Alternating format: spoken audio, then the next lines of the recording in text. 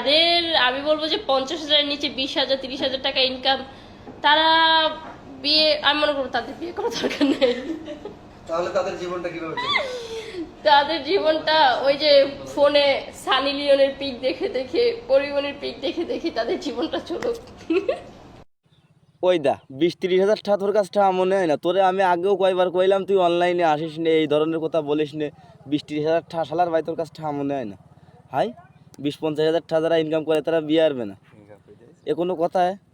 এ তুই অনলাইনে টাকা কয়টা আইডি ইনকাম করিস মাসে? আই তুই আগে ছিলি আছে চক বাজারে মানুষের খেদমত করতিস, 250-300 টাকা দিলি, যাতায়াত দিতিস। হাই কত টাকার মালিক হয়েছিস তুই যে 50,000 টাকা হলেও বিয়ে আরা যাবে না? তাই গিয়ে ছবি দেখি দিতে গম পল্টিবে। মাঝে এরম তোর ওই বেগুন শোয়ার কারণে আমি বেগুন খাইনি, আজ একটা বছর আমি বেগুন দিয়ে ভাত খাইনি। ষোলো তুমি ষোলো ষোলো তোমার